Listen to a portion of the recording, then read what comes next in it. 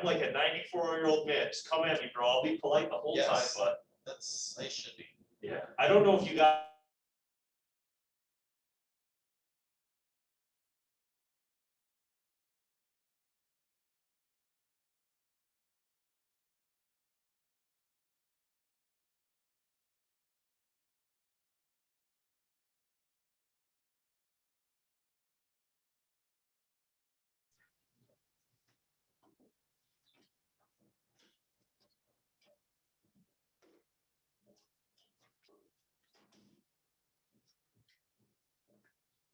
Call the Village of Williamsville Zoning Board of Appeals meeting to order.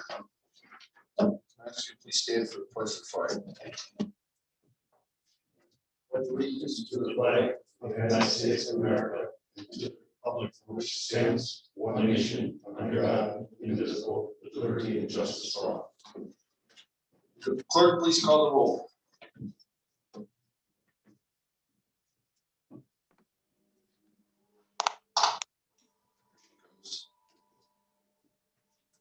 Secret. I just heard it. I thought I was thinking this was her, but maybe it's not.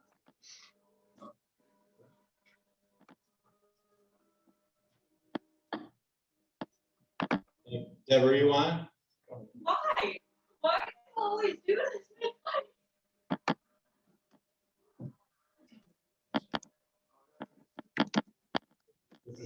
it didn't sound like that. That was Matt. That was Matt. He's the only other one not muted.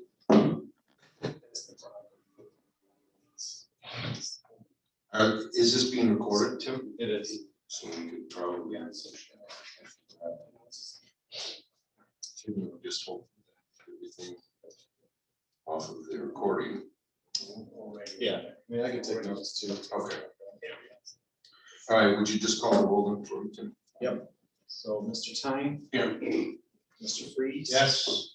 Mr. Andrews. Here. Ms. Fullwiler. Here. Mr. Celeste. Here. Mr. Rico. Absent. Mr. E2. Here by Zoom. Not here. Building Inspector Masters. Call for a motion at this time for the, everyone received the minutes from the last meeting. Call for a motion to accept. So, Motion by Ms. Fullwiler. Second. Second. Second by Mr. Celeste. All in favor? Aye. Opposed? Carried.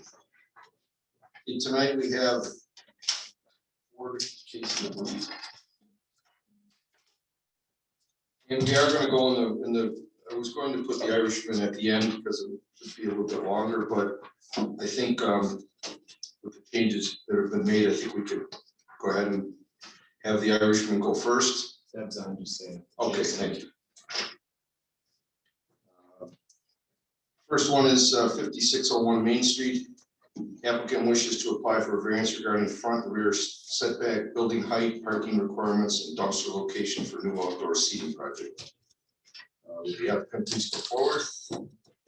And this is a continuation of the hearing that we tabled from last month. So Mr. Sutton, if you want to carry on with your presentation, please do so. Good evening. Once again, my name is Dave Sutton from Sutton Architecture, here to present a couple of variances for 5601 Main Street, also known as the Irishman.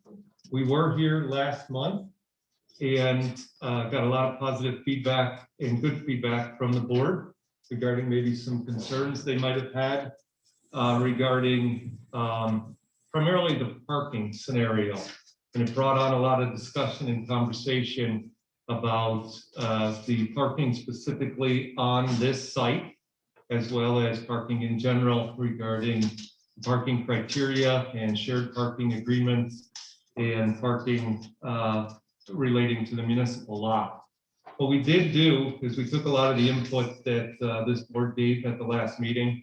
And we actually redesigned the project.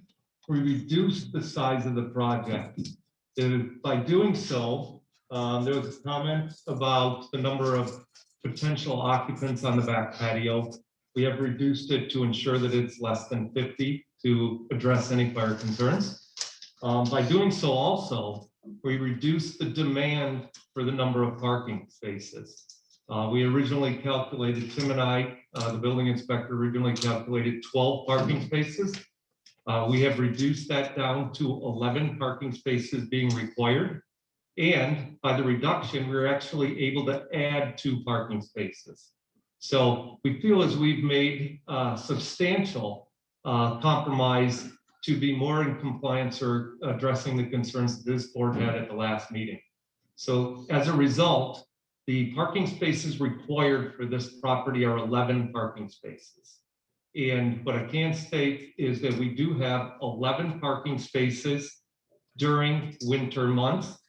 We are asking for the variance today because when summer or patio season is in operation, we are going to be reducing the number of parking spaces on this lot by 4, as indicated on the site plan and as per our discussion at the last meeting. So, Mr. Sun, not to interrupt you, but I was hoping the attorney was on with us. Yes. Is he? Yeah. he's Okay. here. The question I have for him is if the 11 spaces are required, 11 are provided, that would now require a variance. There was a variance granted for the use of to reduce the 4 that was already granted. Would that be an issue? I'm thinking when I looked at it, I thought, you know what, that variance was already granted. It is, and typically, generally speaking, unless there was some sort of time limit made, when that variance was granted, and I usually recommend against trying to put time limits on variances, although under appropriate circumstances, that's appropriate. But at any rate, barring that, a variance runs with the land. It doesn't expire. So if that variance has already been granted, then that variance has already been granted. Okay, I don't feel there's a need for us to hear that tonight. I think the only thing we're here for now is the dumpster location. Okay. I think so. If you want That to would be address ideal. that particular thing, go for Well, it. thank you very much. And just to further clarify the, just for the record, Hey, the second Chairman, item- Yes. sorry, I hate to interrupt, but I just wanted to let you know, I need to quickly step away from my desk for a few minutes. So I just want you to know that I'll be back in like 3 Okay. minutes. In case there's a Okay. question, let me All right. know, but I'm going to be gone for a couple minutes. All right, thank you. Go ahead, Mr. Sutton. Okay, so just for the record, the last meeting, I believe everybody is with the understanding that there was a variance granted for the transparency. Correct. I just want to make sure that that is clear. So the next item is a variance for the dumpster location. The current location for the dumpster is actually non-conforming. It is not in the rear yard of this property because of the location, or the rear yard being defined as the distance of the from the edge or backside of the building to the back property line. So the actual dumpster is not located in the rear yard now. So it was existing in the side yard. We are relocating it, which triggers the request for this variance. The variance, what we are requiring or requesting, is a new location for the dumpster. And I guess our suggestion is that the new location actually provides for a better screening opportunity, a better location for the dumpster for access, an overall upgrade to the property. And therefore, we feel as if, based on the 5 criteria, if you'd like, I can go through each and every one of them, but the 5 criteria basically is it's an enhancement to the neighborhood. The result of this variance would allow us to enhance the actual enclosure itself, the location, the proximity, and further benefit the property, not only from the street, but also from Island Park, the back of this property, realizing that the public has visibility and the public has access to this property from both north and south, meaning the Main Street exposure as well as Island Park. So I feel that this variance, if granted, will allow us to actually meet the intent of the code regarding screening and disguising and making this dumpster a more compatible location. So if the variance is granted, I feel like we can achieve that. Thank you. Is there anything else you'd like to add? Nothing at this time, but I'd be open to answer any questions. Just for the record, so we have an understanding, the exhibit 1 is the new proposal, exhibit 2 is the old, is that correct? Yes. Exhibit 1 is the one that you've accepted, We just verified it this year, but so we're all the same, because exhibit 2 was actually the old. yes, exhibit 2 was the original. Right, okay.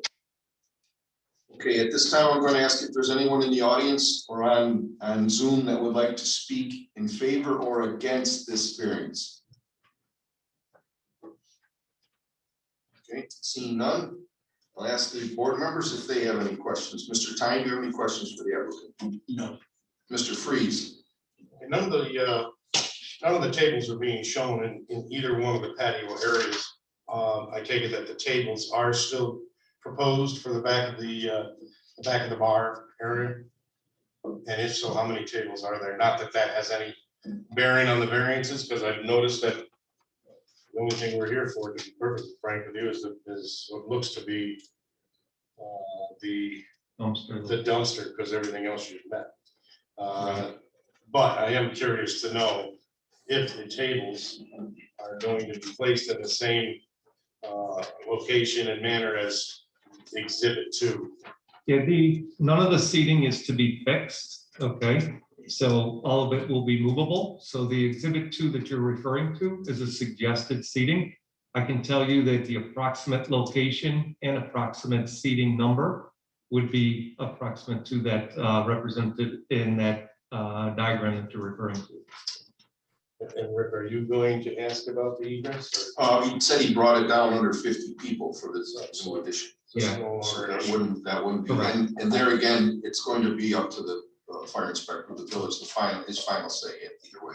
Because you do have, it looks like you have area on the side that if you had to, you could make into a second means of egress. That is correct. So that's going to be up to his call at that point. Okay, Tim, is that understandable Yeah. between you and Tony making that Yeah. decision? Tony's looked at it Okay, good. preliminarily. So. Okay. The swing of the gates or? Well, that would have to change. Yeah, that would have to change. Yep. Yeah, Right. we talked about that previously. Because so I'm that's- concerned about a couple swings of those gates. Yeah, if in fact that where we're doing that proposed storage area between the back of the bar and the fence area, that's deemed to be a legal means of egress. No storage would occur in there. The swings of the gate would be, the design would be the same. The swings would be in the other direction.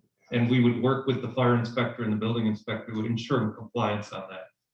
Because I'm just, Joe and I were just concerned where the exiting from the building itself, that number of people plus the number of people that could be already existing on the, so that could. Understood. could get you- And once again, if it's the best interest of the public and public safety, we would definitely work with the fire inspector on that. Very good.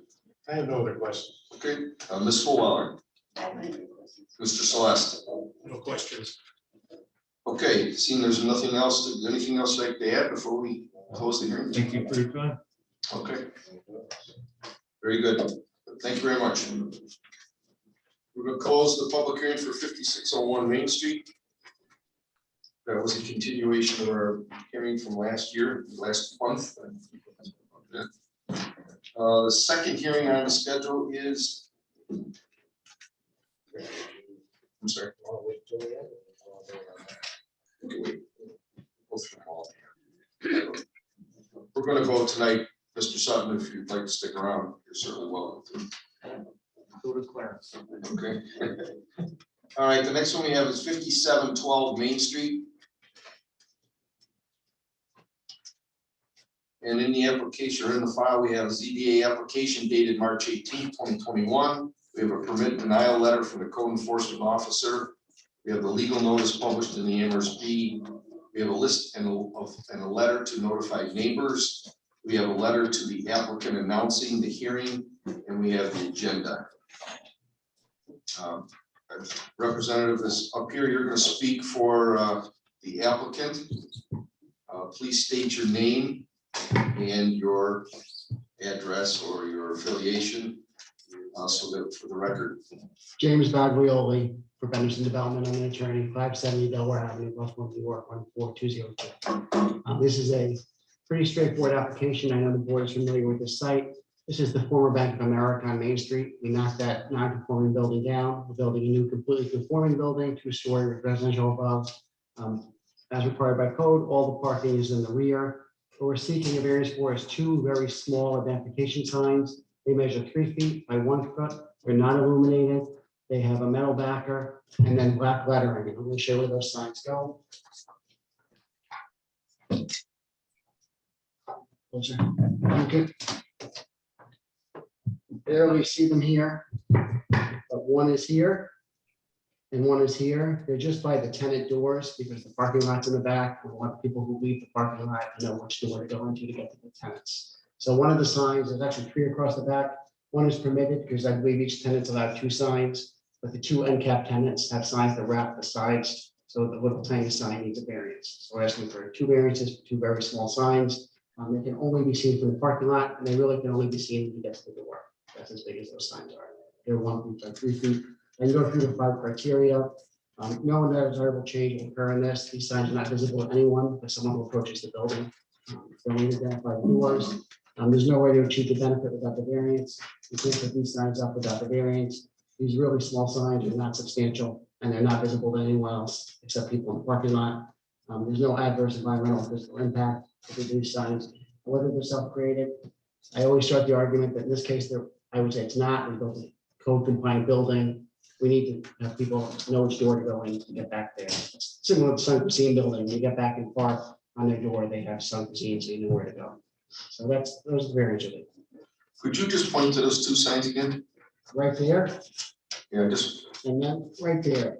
but you're saying that the end cap tenants, So the end cap tenant at Chipotle, they have a sign here and they have a sign on their side facing Main Street. So when I asked, Yeah. somebody stole our easel. Right. So if you look at Chipotle, this is the front of the building. Chipotle has its sign on the front of the building. right, And they have a full-size sign that's code compliant when you're coming down Main Street that you can see on the west side? On the west side. on the Okay, west side. west side of the building. So on the back of the building, by their door, we want to put this 1 by 3 foot placard which says this is their door. And because it's a 3rd sign, instead of the 2 that permitted, the placard requires a variance. Well, how many tenant spaces are back there? 3. There are gonna be 3 or there could be 3? There will be 3. We have 2 end caps in the center space. And then we have the residential is up the center. But if someone wanted that center area, they certainly could rent that space also, is that correct? So you could really come up with 2 there. We only have room. Chipotle takes 1/3 of the building. We have 2/3 of the building left. Right, could come out either way, whatever you're, We could come out 1 or 2. We'd only put a sign up by the door, if there's 1 tenant. Mhm. We wouldn't put another sign up. Right. right, So that division on the picture looks like there's 4 storefronts. It's not, it's just the way, Just the way the just the picture way to meet the architectural design guidelines, you gotta break the front of the building Right. up, so it just breaks the building So up. Chipotle is taking all of the left-hand side and part of the right. Yeah, so this is Chipotle over here. okay, so is there anything else you want to say to us before we? No. Okay. So I'm gonna open it up to the audience, ask if there's anyone who would like to speak in favor or against the variance. I'd like to say something. I'm Kathleen Delaney. I live at 50 Swan Place, quite close to the building. My initial concern, because the residents didn't receive the drawings, was that they be illuminated. That's always been a concern because of the proximity to some of the businesses here. So I was glad to see after I received them from Mr. Masters that they were not illuminated. I'm still wondering, based on what the signage looks like, there's still 3 signs. And you just said that the larger Chipotle sign will be on the west side of the building. And the others facing Main. Is that, you're quite close to the adjacent property and the building there. Is that going to impact anything? Because, this is a street where people do look for signs and, you know, there's a traffic issue too, when they start seeing them and can't find them, or the vice versa rather. So I'm just concerned with, I looked at the drawings and I'm not really sure exactly where some of the signage is. You're saying these are right over the door? No, they're literally right next to the door. They're not even above the door. They literally sit right next to, they're literally this big. So one by 3. 1 by 3, 1 foot by 3 foot Yeah. sign. But the point that you're bringing up about the west side of the building sign is something that I might bring up later on as we discuss it. I understand what you're saying there. Yeah, okay, because the other suggestion I would have had is to just put them on the door, in a way, but if the, and I recognize the sign's size. But it was confusing, and I see where the entrances are and the holes in the back of the building right now. And it was a little more difficult to figure that, and some of the pictures that were there, were buildings that exist now down the road, and some of theirs are quite big, so. Right. But I thank you and appreciate it, but Okay. I Thank you also, for, is there anything else you'd like to say? yes, did you want to speak? Yeah, I'm in with Kathleen. It's Mary Lowther from 120 North Ellicott. I understand that they're allowed 2 signs, but they're looking for 3. Is there a reason why we need 3? I understand wanting to be visible from Main Street and then wanting people to be able to pull in the No. parking area. There's off-street parking behind the building, and they're trying to identify the doors for the patrons who parked off-street in the parking lot behind the building, so they know which door to go into for the business. Right, but I don't understand the side sign. The side sign doesn't require variance. It is permitted by code. It already has a permit. And it is for people traveling up Main Street, because this building has no freestanding signage, so it doesn't have a monument or a pylon sign. So normally a monument or a pylon sign faces perpendicular to the road, so the cars can see it coming and going. So the signs on either side of the building for the end cap tenants actually function in that manner, and they're permitted by code. We don't need a variance for those. So if you are coming up Main Street, you can see the Chipotle, to turn at the next intersection. If you're coming down Main Street, you get the other tenant, you'll see that one. The only tenant you won't be able to see a side sign for is obviously the middle one, because we're not going to put it on the side of the building. But those signs don't require any variances, and Chipotle already has its permits for those signs. So we're all, literally, the only variance request here is with the tiny door identification signs. They're not lit. No one can see them. Under the side ones are lit, correct? They're not lit, and you're only gonna see them if you're literally standing in the parking lot. I think she's talking about the 2 major signs. They will be lit. The 2 major signs Right. are. Yeah. The good part about it is the major signs are not facing the residential areas. It's facing the commercial area on Main Street. So the illumination is not going to be, pretty much not going to be seen by the residents. That you're going to see. And again, this is similar to the Benderson property at Main and Garrison, where the rear entrances are identified so that people know to go into the ice cream place or the restaurant and so on. So it's nothing different or nothing out of the ordinary. And again, it is a placard, a tenant space placard. It's not Pretty much. so much a sign, and to be perfectly honest with you, I wouldn't have categorized it as a sign, but that's the way it was here. So They are 1 by 3. That's the dimension. 1 by 3. Right, I understand that. My question then is, if it isn't illuminated, how will it be seen during the hours when it's dark? There'll be parking lot lights, I can There's imagine. parking lot lights and some lights on, Okay, I understand. Okay, any other questions? I guess not. I was concerned about where that sign would be and if it was brightly illuminated, because I can see that side from my home. So, as long as that's the way it is and there's not, bright illumination, that's fine. Okay, Thank you. all right, thank you. Is there anyone else that would like to speak in favor or against the variance on Zoom or in the audience? Okay, seeing none, we'll have the board members. We'll start with Mr. Celeste. Do you have any questions for the applicant? No, I don't at this time. Ms. Fuller, I don't. Mr. Freeze? Once again, just to clarify, since there was some confusion, it's a non-illuminated placard type sign, 3 square feet in size. And it identifies strictly the tenant spaces for the parking lot patrons that come into the rear of the building. That is completely correct. Mr. Dine? So question for our building inspector, if they had the identification of the businesses stenciled on a glass door, would that still be considered a sign under the terms of the ordinance? Yes. So it really doesn't matter whether it's stenciled on the glass or whether it's a small sign next to the door. The only thing that would change is it wouldn't need a variance per se for the vinyl on the door. Because they're allowed up to 25% coverage on a door vinyl. The reason this triggers is the wall signs, as this is categorized in the new code, they're only allowed 2 in a multi-sign development. It was a change that came in the new sign code in 2019. That's why me and Hirschfield didn't have to do this.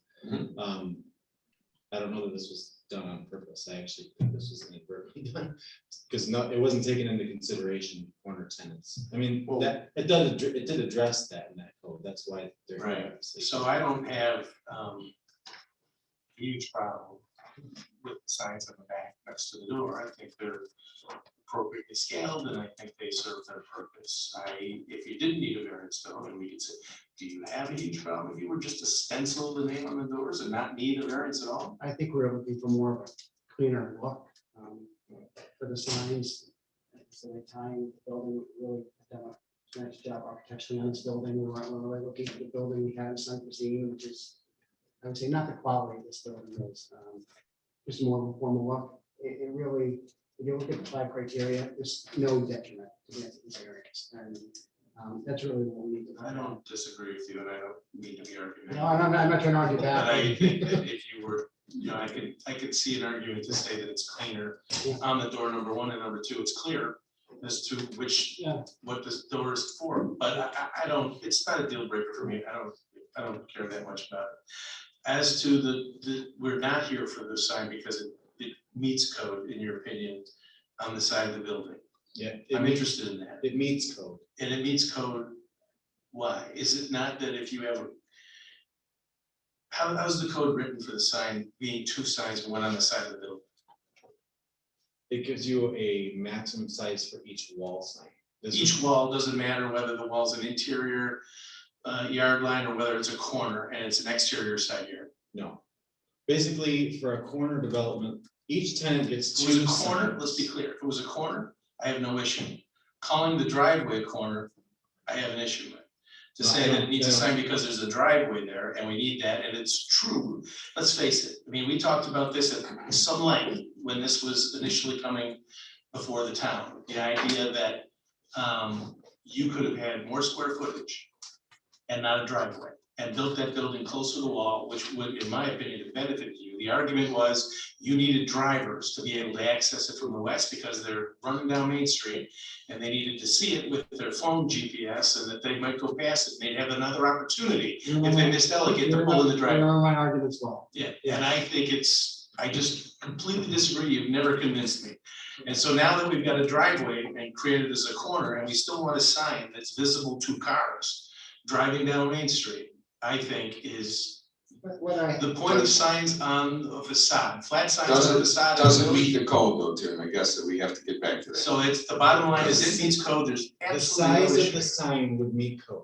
Again, it only comes down Location to- meets code as well as a sign on any wall. So can have a it has to be below the 2nd story. All that. That ship fine- sailed. So the only reason I want to bring this up is Yeah. so this gets on the record and the town, the village trustees hear this and think about this for the code for future projects, because I think this is a mistake. I think that ship sailed and they're gonna get to do it, but I think it's a shame. Can you clarify your concern? 'Cause like My I said, concern is that we're building signs that are really geared for cars and people traveling at high speed by car on a street we're trying to slow them down on.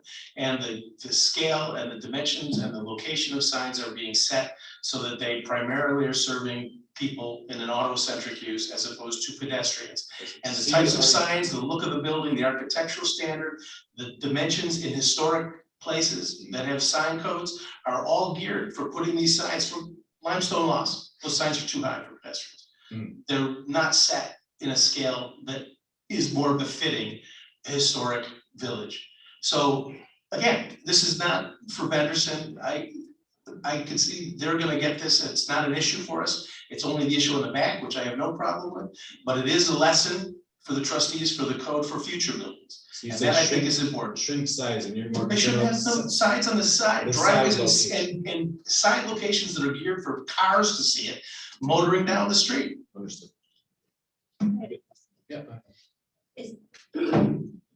The side sign that's really on the driveway, it's not Yes. on a corner, but you think it's a corner, so that's why it's okay? No, the code doesn't specify, it gives you two signs. You can, as long as you keep it in the sign band, you could put it on the front, side, or rear. Like they have a corner situation because they have some room for visibility, so they've chose on the two sides to put one here, one here. Okay, so the space measured from the front to the side Yeah. is all within the code. This code specifies what's called the sign band. Right, It's basically just above the windows and below the windows in the second story. As long as they're within that band, they can put it anywhere on that ring of the building. They're limited to two signs on their space. Okay. They chose to put one on each corner. So on the corner, on that corner that's really on Yeah. the street corner, they're gonna have one on the front and Right. one on the side. On the as side, well. and that's why he's saying the middle tenant will not run into this issue, Right. because they're gonna have one in the front and one in the rear. Right. And they only have two, and that's what they get. And that sign could be illuminated, right? And that's like, could be illuminated in that case, yes. And it could be substantially larger. Right, It could be, it could be, Yes. it's not, Yeah. they're making a full size sign, just. Understood. Yeah. Well, that's the only thing I have, and it's following along with what Bill's questioning was. I've seen in some of your other buildings that you do, and I don't know if the codes are different in different towns or whatever, but you do have the stencil on the door, the name of the business, and maybe the logo. You know, Chipotle has a logo, so. That would be my only fear would be we allow you 3 square feet this time, the next time different tenant comes or different applicant comes before us and wants 4 feet or 6 feet or 8 feet or 10 feet. Where do we draw the line is the. Chairman Andrews? Well, each variance stands on its own 5 criteria, so if we came back and Understood. I wanted 5-foot signs, or I wanted to do what they did over at the White Top building, right, which is full-size signs around the entire building, that'd be a huge variance. So right now, I'm asking, the only thing before this board is the 2 small variances I'm asking for. I understand. And it's really about making the building that looks nice. We're not interested in stenciling on the back of the windows and doors that we can avoid it. Trying to make it, it's got a residential component. It's not very, very well done. So it's just what we're going for. Okay, To be clear, I don't want to be too negative. I do compliment you on the building. It's really well executed. Thank you. okay. Does anybody else like to speak before the board? No, excuse me. Yes. You just You said, can identify for the clerk, just identify yourself again. Kathleen Delaney, 50 Swan Place with Mary Lother, 120 North Ellicott. You just said that the sign is 3 square feet. It's supposed to be 1 by 3. That's a 1 by 3. It's 3 square feet. 1 times 3 is 1 times 3 is 3 square feet. It's 1 foot, It's not By 1 3 foot dimension. square. it's 1 foot, 1 dimension, 3 foot the other. So it's 3 feet long and 1 foot high. Square is the length times the width. Yeah, okay. 1 times Because 3. earlier- Earlier it sounded different too, so, yeah. That's the size of it, that's what they. Thank you for your attention. Okay, thank you. Okay, if there's no one else to speak before, is there anything else you'd like to present before the board? Okay, thank you very much. We'll have a decision this evening, you're welcome to stick around. The next item on the agenda is 29 Belmont. The applicant wishes to apply for a variance to allow for the construction of a new home on a non-conforming lot where variances are needed. In the file, we have ZBA application dated March 5th, 2021. Permit denial letter from the code enforcement officer, the legal notice published in the Amherst Bee in April 14, 2021. The list of and letter to notified neighbors, a letter to the applicant announcing the hearing and the agenda. One thing I did fail to do last hearing, prior hearing was in German, but the last hearing is to ask you, there's a legality that we read the legal notice, but you can waive that. Okay. Okay, and if it's up to you, would you like to waive that? It's just an official reading of it. You don't need to do it officially. Okay, thank you. Sure. Okay, please present your case. Sure. My name is Robert McKeon. I bought 29 Belmont Place in 2009, and I love living here. The problem is the house does not meet my needs. It's a multi-family dwelling. It's garbage slapped on top of garbage, and there's a lot of problems with the place. I went from a bachelor living in the house to having a rental property above me to having a wife and now 2 kids. And we'd really like the opportunity to convert it to a single family home. We're not asking for a detriment to the neighborhood in terms of the area variance, since primarily we're going to keep the footprint the same. What's different is that since we have a 3.5 car garage and a single unit with a unit above it, we'd be utilizing the space above the garage, and the back of the house, there's nothing built above that as well. So there's a substantial increase to the area of the actual house by building above the garage area and the back of the house and not having a 3.5 car garage. We tried to make it look in a craftsman style, something classy for the neighborhood, nothing crazy like a container house or any bonkers thing like that.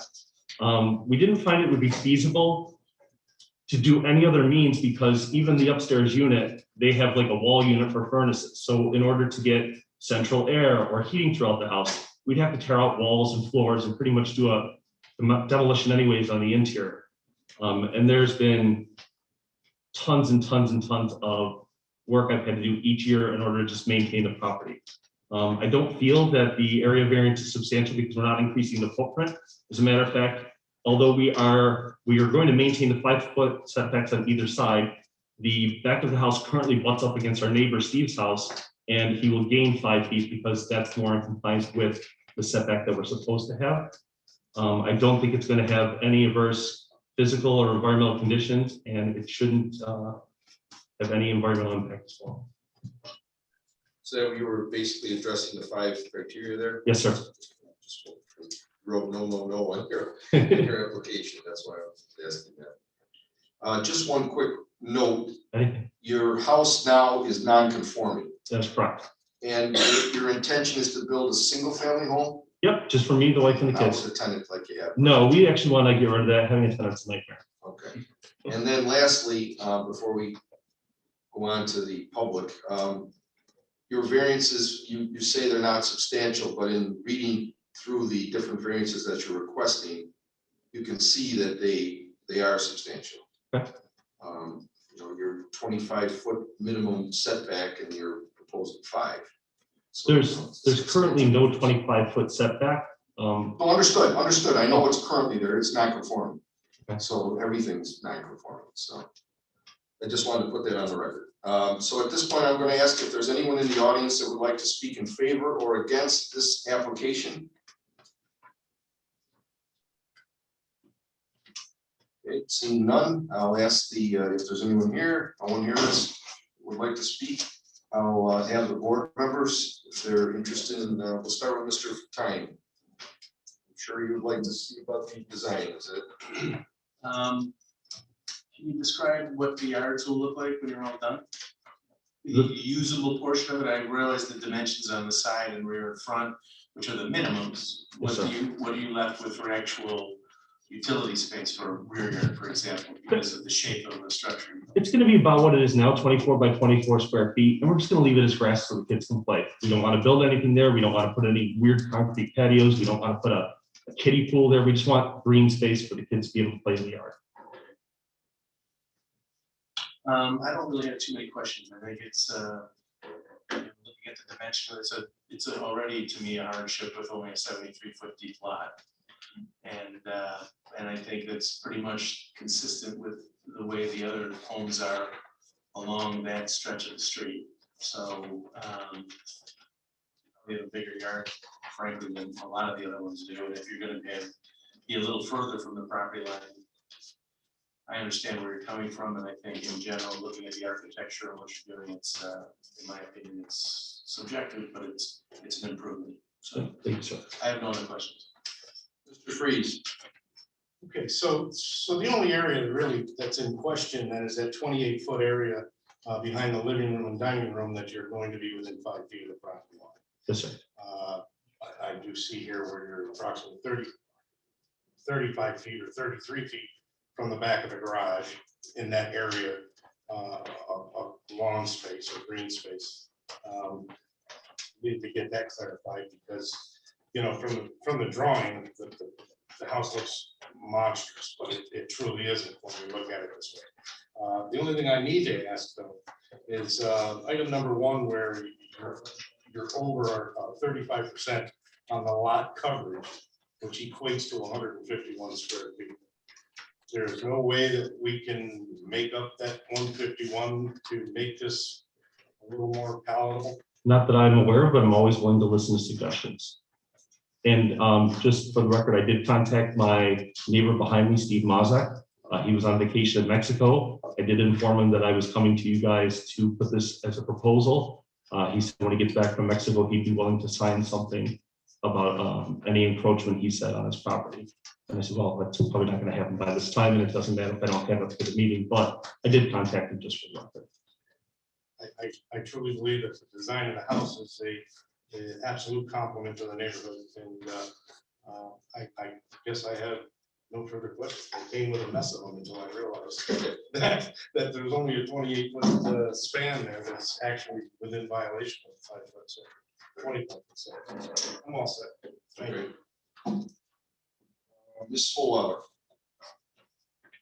I guess my only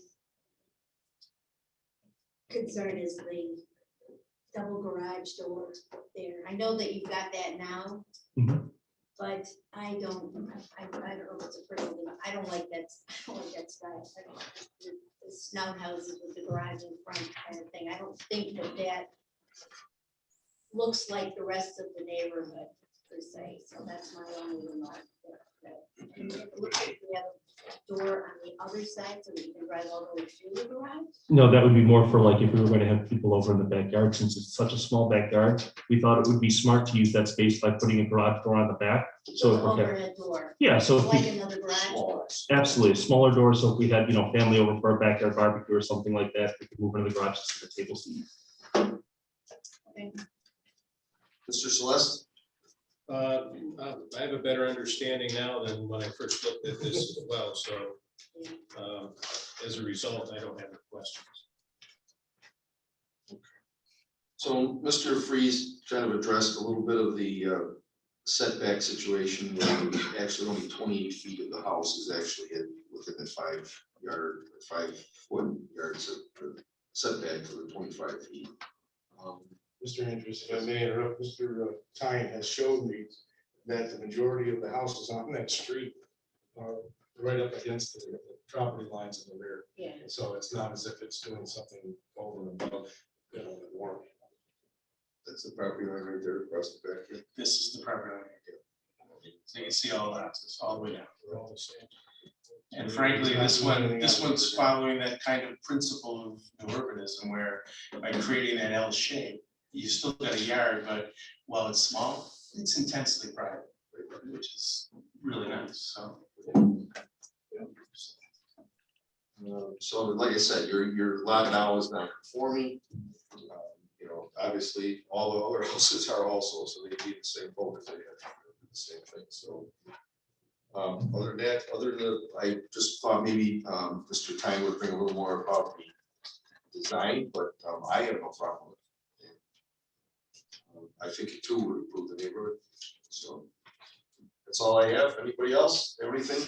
Anything else you'd like to add before we decide? We will Thank you for decide. taking the time to entertain us. I really appreciate it. Thank you very much.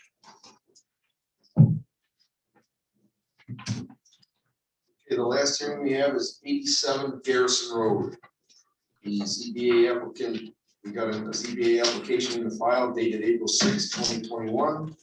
Permit denial from the code enforcement officer, a legal notice published in the NRSB on April 14. A list of and a letter to notified neighbors, a letter to the applicant announcing the hearing and the agenda. Once again, if you heard earlier, we would, there's a formality that we read the public hearing notice. Is it okay if we? Yeah, read that? absolutely. Okay, thank you. Please proceed, name and your address. Proceed with your presentation. Sure. My name is Ryan Stearns. I'm here on behalf of Anthony and the group board. of 87 Garrison in Williamsville. And we're here for the variance on the fence. Okay, could you address the criteria?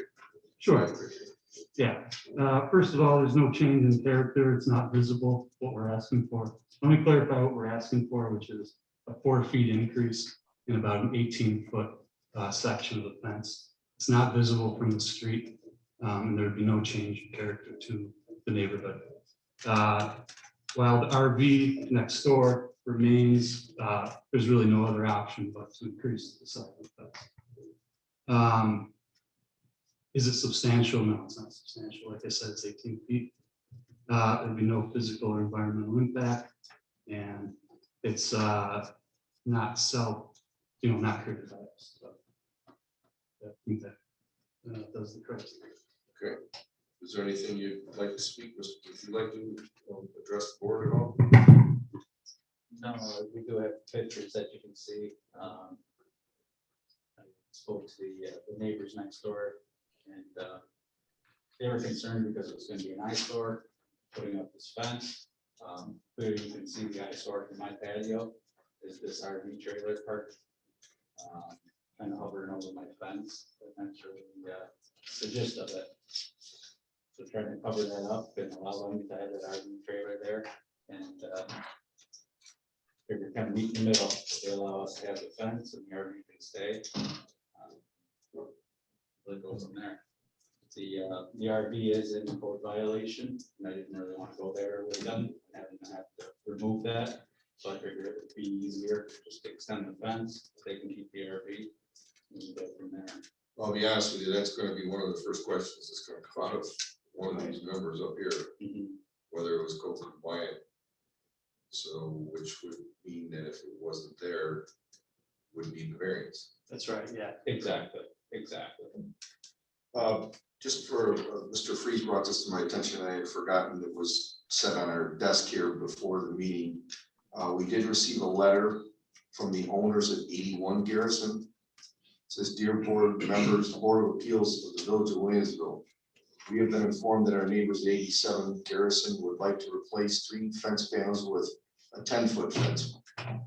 This fence would be a permanent change that would make our view from our sunroom, back room, deck, and driving into our property even more closed in. After consulting with a realtor, we were concerned that this will be an unappealing structure bordering our property line with viewing our property from the road, the driveway, and the back of our house, which could negatively impact our resale value. Thank you, the owners of 81 Garrison." That's just for the record.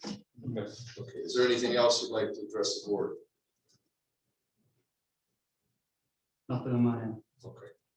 All right, I'm going to ask if anyone is on the Zoom that would like to speak. You have to go all the way, but would like to speak in favor or against this variance. Here's that there are none. I will go to the board members then. We'll start with Mr. Tyne again. Well, let's go right to the building inspector and get right to it. Tell us a little bit about the appropriateness of an RV park and whether that's allowed by code to have the RV next door. Yes, you can have the RV. After he applied, we did have a discussion about whether the RV was legal or not. I can honestly not tell you whether it is or not. We assume that it is based on our discussion afterwards. 26 feet in length is the limit for what you can have in your driveway. I have no way of knowing whether it's 26 feet without getting on the property. The general principle though is you can park an RV. Generally, yes, but if it turns out to be 28 feet, which we think it is, it Okay. would technically be a violation. Okay. I don't. If it's, And you get a 2-foot variance for an RV. if it's 26 feet, it needs to be in a wholly enclosed building. Okay, We're And pretty isn't sure. it there only for 6 months at a time? that doesn't matter at that point. Yeah. No. Can it only be there? Because in the Can't code be there. someplace it Yeah. says that it can only be there for 6 months. They do move it, again, it's something we monitor, but it's a tough one to enforce, because it's not always there. Again, it very well may be 28 feet. If it's over 28 feet, it can't be there at all. It can, well, he can, Over 26. over 26, I'm sorry, yes. How often is it there? I don't know, this just came out with the application. The neighbors He- there, he how would, often is yeah. it there? 6 months out of the year. Continuously 6 months out of the year, it's always there? Unless they leave for the weekend, there's short trips in the RV, which is I guess the point. But when they're in the RV, they're not home. Actually, no, they do go in the RV limit. That's not what I meant. I meant when the RV is not there, they're in it and they're not home. Correct, yes. So their letter that attests to the fact that this would be a detrimental issue for them to have the fence, that they would be looking at this big tall fence and they don't like it. Well, the fact is they never see it because there's a big RV blocking their view of the fence. Precisely. And when they're not home, because they're in the RV, they can't see it at that time either. That's So they really never see You made the argument for me. And that was the conversation I had with the neighbor the other day about it. it. Right. So I'll tell you, I'm not crazy about big high fences, so let's get that out right at the onset. Understand, I'm not fond of this at all, understand. but I think they've kind of brought this upon themselves. Especially if they actually spend time in the RV, in the driveway, and they're elevated to the point where they're in those windows and they can look over your fence into your yard and violate your privacy. Yeah. Where if they were sitting in a Volkswagen, they wouldn't be looking through the fence. I also note that I can't see that fence from Garrison, so whether you put the panels taller or not, it really is an issue between the two neighbors to argue about. It really isn't anything that the people that I see from the village really look at passing by. So I think with that, I have a fairly decent understanding of what's going on. It's sad, a little bit tragic, reminds me of other things we've seen in the past. But I have no further questions. Mr. Freeze, how are you proposing to increase the height? Are you proposing to add on to this existing fence since it looks relatively new? Or are you going to replace the When fence? I bought the property 4 years ago, I installed that fence. And talking to the fence company, the actual fence currently has to be removed. New beams put in, and then of course the 10-foot panels, I think which is gonna extend 18 feet. I personally don't have any other questions other than the fact that I'd like to make the board aware that we're constantly getting folks with deer problems coming in asking if they can increase the height of their fences to keep the deer out of their yards. And we have to make a decision based on what's gonna happen in the future here. Because these people next door, as she talked about a real estate agent, they could move a month from now, and then you no longer have an RV, but you have a 10-foot fence. So I'm concerned about increasing the height of the fence, just so you know. That's all I have. I'm sorry, Brian. Okay, so the remainder of the fence that I have in the yard is 4 feet around. So if it's a deer issue. No, I'm not saying that, but if we allow you to increase the height of this fence by 4 foot higher than what is regulated, Currently. and someone comes in with a deer problem, how can we say no? Which is an issue for me, because not every situation is like yours. But as far as the applicant, future applicants would be concerned, the only thing they care about is to increase the height of their fence. And if I'm not mistaken, I can't remember what I did yesterday, but I think we had a few people come in for modifications of fencing that we denied, but We have, but the only thing I'd say, and I don't, well, I guess I'd like to hear what you guys have to say. I don't want to make your case for you. But what do you have to say about that? Could you repeat that? I apologize. it's probably difficult. The issue is that we have people that come to us constantly, And they're gonna use asking for higher fences because they have deer that are jumping over the fences and they can easily go over the fences at the regulated height. And they want to increase the height of the fence so the deer can't get into their yard and eat their landscaping. And so that's the issue. And then if we grant this for you to increase your fence, then how do we in good conscience say to someone asking for a deer problem, which we see from an awful lot of residents who feel the same way about it? How could we say no to them if we said yes to you? The answer is simple, the facts are different. We're asking for it to block an RV. They're asking for it to. And only an 18-foot portion. I mean, the fence that I have around my current yard is like close to like 300 feet.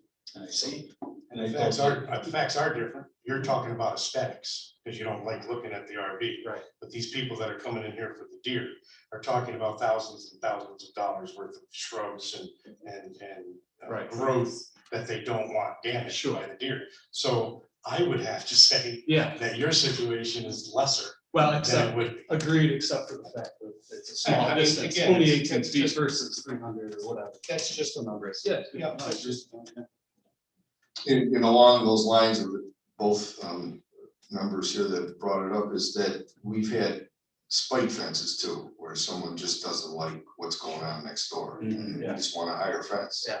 And we've run into that also. Well, I don't even know if I want to make this argument, but if the RV's not there, we're not putting up a higher fence. Exactly. So, And that may be the case after. well, that's, The and building inspector goes out and checks. I guess the question I'd have too, Tim, is it front yard, side yard, backyard?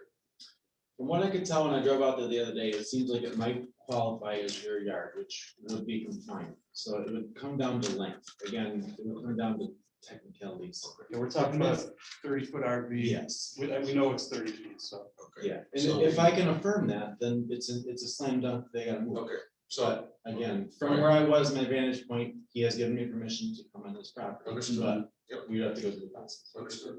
Okay, Ms. Fuller, any questions? The first problem I had is that I saw your pictures, I drove past the place, but if they moved that RV, where are you gonna put the fence? You know what I mean? Can they possibly move this RV forward or back or whatever? or is it Well, just then it's there to not go- compliant if they move it forward, because it wouldn't be in the rear. Can't move either.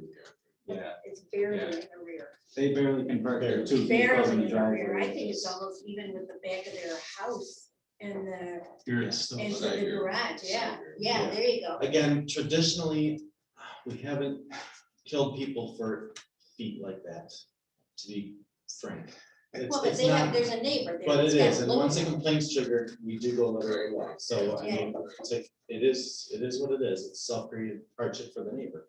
Yeah, when I went real by, I thought, this thing doesn't even look like it's sitting. They'll be in here next month for a variance.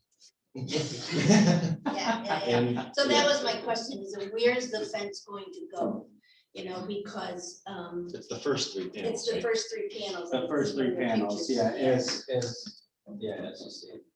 And if they get rid of the, if they get rid of the RV, then you still have a fence that is there? I mean, can we make, this is a question, I guess, for Jeff.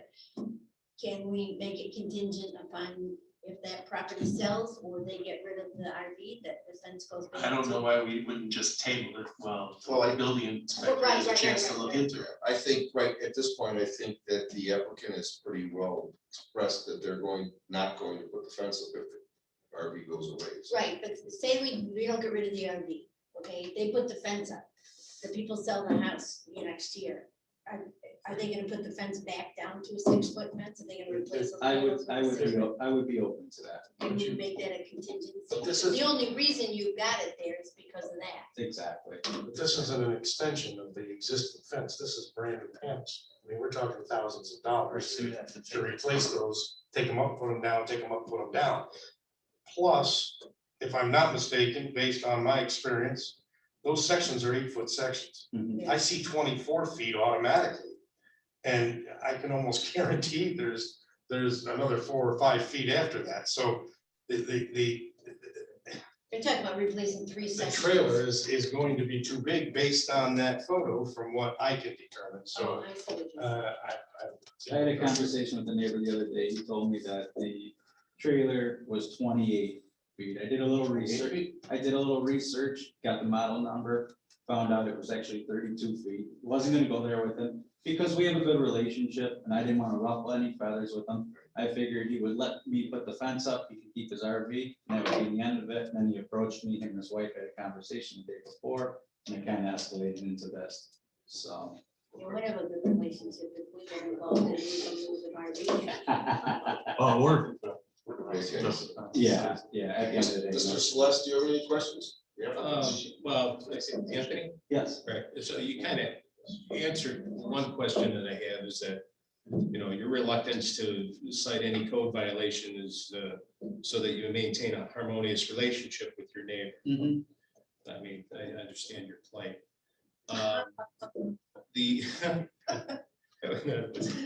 but one of the things I wanted to ask Tim is that, this is getting a little creative, I suppose, but is there a way for Anthony to put something up that is not a permanent placement or structure as a fence or something that would be removable?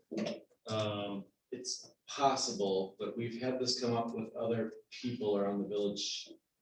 It's become tricky. I'll leave it at that. Because it could create a different type of hardship. Structure is loosely defined in our code. We're working on fixing that now. But, you know, fencing and structure all is hard to define currently. So I mean, yes, certain things could go there possibly, but mostly everything the way our code's worded would trigger it to a fence, which means I'm limited to 6 foot in height.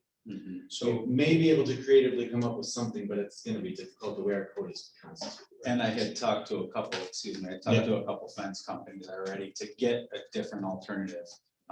You know, to avoid from putting this 10 feet structure up. And they weren't comfortable putting anything up liability wise if something should knock into this trailer because of the wind or the weather in the area. So I just thought it was, you know, probably the smarter thing just to apply for the fence variance. Right. And have it one structure that's not gonna tip over on this guy's trailer. Yeah, I was thinking more along the lines of, you know, a couple of poles with some patio blinds on them that you can raise or lower at your convenience, you know. That would be fixed enough that it wouldn't create a problem like that, but, you know, that's just off the top of my head. Looking for a solution, because I do have a pet peeve about, you know, high fences, and I just do. Understandable. And it's not personal, it's just me, Mhm. you know, so, but that's all I wanted to ask. Okay. And the problem that arises, you all know, is because of the campers at the door on the one side all the time. If he was the neighbor on the other side, this probably wouldn't be an issue. But because he's the neighbor on the side that the door is. And definitely- it's just so close to my fence Yeah, line that it's it really right just there. hovers in and we Yeah. completely lost our privacy on the patio. So can you tell me for the record that this 81 is the neighbor with the RV? You know, that used to be a duplex, so it's like 81 or 83, or it could be both, and I'm assuming so. I'll be honest with you, I had a conversation with him on Sunday, and he said he was gonna be here, so I didn't. Just says the owners, it doesn't even have his name. you know? David, oh, so Just says the owners. I'm assuming that's it, yeah. Check on Google or. Yeah, It doesn't really matter. It's not even science, which is kind of like, It's 81 or 83. Does the neighbor 81. conflict own the 81. house? What's that, sir? Yes. The neighbor, okay. Yes. yeah, he owns the house. All right, if there's nothing else to be brought before the board, we'll close the public hearing. Welcome, stick around, we'll have a decision soon. Thank you.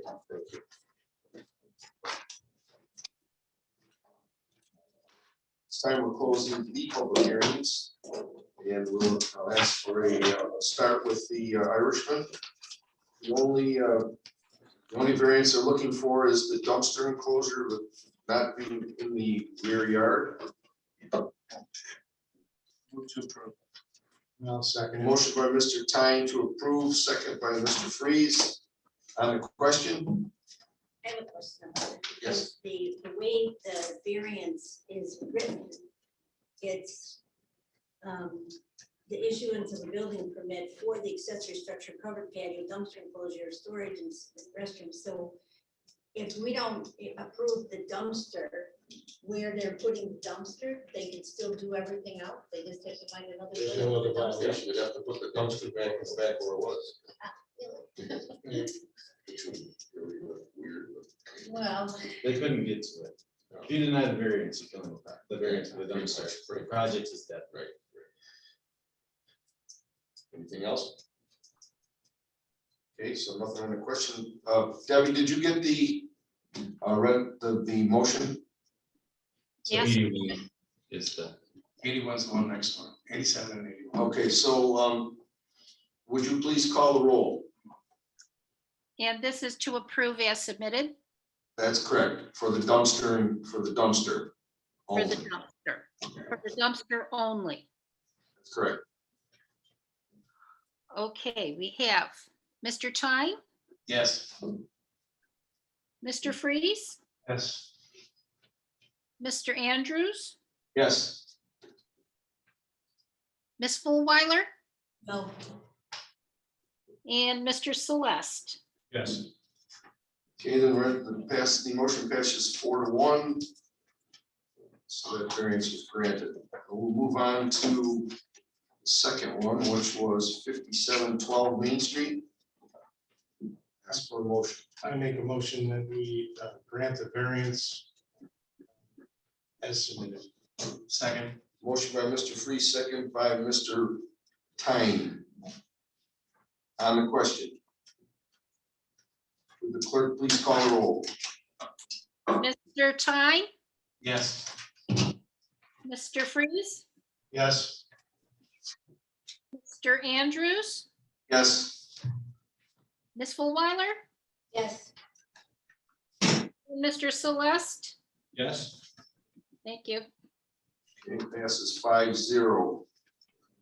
Move on to the next one, which is 29 Belmont. Make a motion to approve.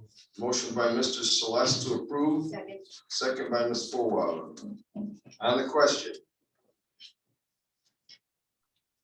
Okay, clerk, please call the roll. Mr. Tyne, Yes. Mr. Freeze, Yes. Mr. Andrews, Yes. Ms. Fullwiler, Yes. Mr. Celeste. Yes. Thank you. Passes 5-0. Thank you. Next one is 87 Garrison. It is a height of a fence 10 foot for, I said 18 feet, which looks like it might be a little bit longer than that. Probably gonna be about 20 foot.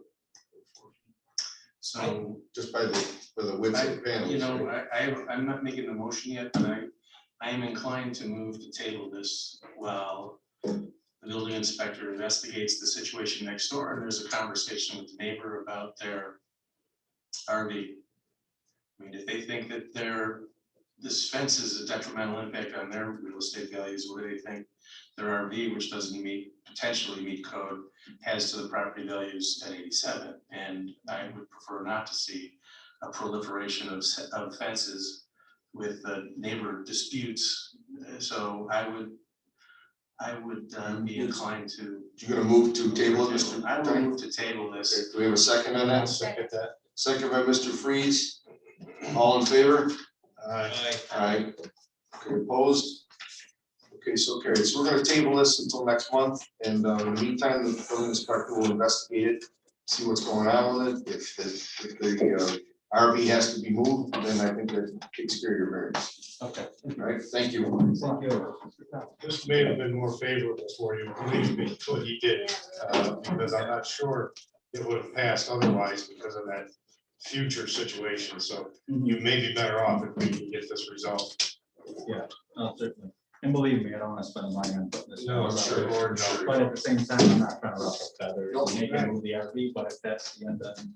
I don't blame him, but I think this was a smart decision. Thank you very much. All right, you're welcome. Thank you for coming. I would ask for a motion to adjourn the meeting. So second. Motion by Mr. Freeze, second by Ms. Foil, all in favor? Carried. Thank you, folks, for coming. That was the other way around. Just. Good night, everyone. Aye.